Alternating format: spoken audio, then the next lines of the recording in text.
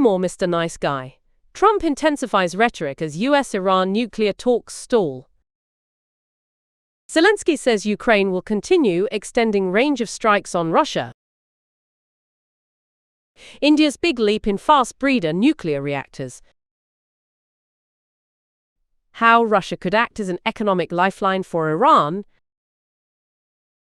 Inside Ukraine's drive to defeat the dreaded Shahed drone. The United States and Iran remain engaged in a prolonged military confrontation, now entering its third month, as diplomatic efforts to resolve tensions over Tehran's nuclear program continue to stall. The conflict, which began on February 28 under Operation Epic Fury, has been marked by increasingly strong rhetoric from US President Donald Trump. In recent statements posted on the social media platform Truth Social, Trump criticized Iran's leadership, urging them to quickly agree to a deal dismantling their nuclear program. In one post, the president stated that Iran was unable to finalize a non-nuclear agreement and warned that its leaders, quote, had better get smart soon. The message was accompanied by an AI-generated image depicting Trump in a combat setting with the slogan, "No more Mr. Nice Guy." At the center of the diplomatic deadlock is Iran's position that negotiations on its nuclear program should be deferred until a broader peace agreement is reached. Tehran has also emphasized the need to fully reopen the Strait of Hormuz, a critical global energy shipping route. Ukrainian President Volodymyr Zelensky announced on Wednesday that Ukraine will continue to extend the range of its military strikes Dakhil Russian territory, citing a recent attack conducted at a distance exceeding 1,500 kilometers. In a statement shared on the platform X, Zelensky said Ukraine's security services had successfully carried out a long-range strike deep Dakhil Russia. He described the operation as marking a new stage in the use of Ukrainian weaponry aimed at limiting Russia's military capabilities. The Ukrainian leader released footage showing smoke rising from the targeted site but did not disclose the exact location. He emphasized that Ukraine intends to further increase the reach of its strike capabilities. Ukraine's security service SBU later stated that its drones had hit an oil pumping station near the Russian city of Perm, approximately 1,500 kilometers from Ukrainian territory. India has achieved a major milestone in its nuclear energy program, as its indigenously developed 500 MWE prototype fast breeder reactor, PFBR, at Kalpakkam in Tamil Nadu, attained first criticality on April 6.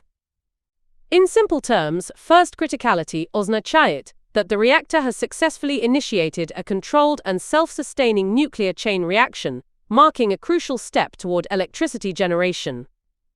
The development represents a significant advancement in India's long-term nuclear strategy, originally conceived in the 1950s by Homi Jahangir Bhabha, widely regarded as the architect of the country's nuclear program. There are two major implications of this achievement. First, it marks India's entry into the second stage of its three-stage nuclear power program, which aims to optimize the use of available nuclear resources. Iran is increasingly turning to Russia for economic support, as it faces mounting pressure from a US-led blockade of the Strait of Hormuz during its ongoing conflict with Israel, according to a report by Al Jazeera.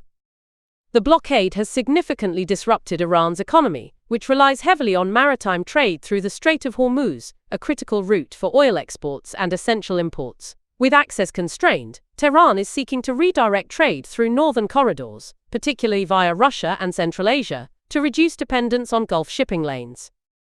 Russia presents a viable alternative as both a trade partner and transit hub.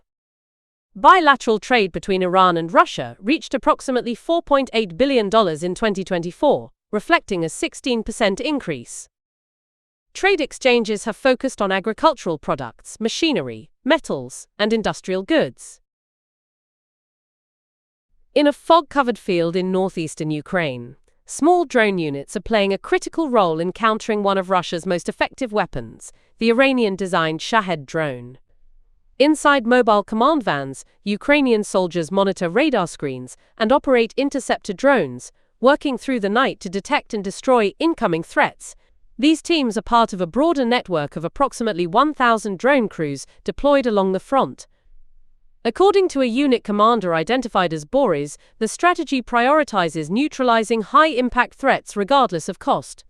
He noted that deploying dozens of interceptor drones to destroy a single Shahid is justified, given the potential damage one drone can inflict on critical infrastructure.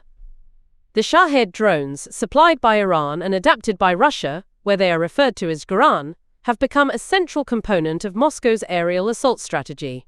Enhancements to the system reportedly include improved navigation, upgraded engines, and increased payload capacity.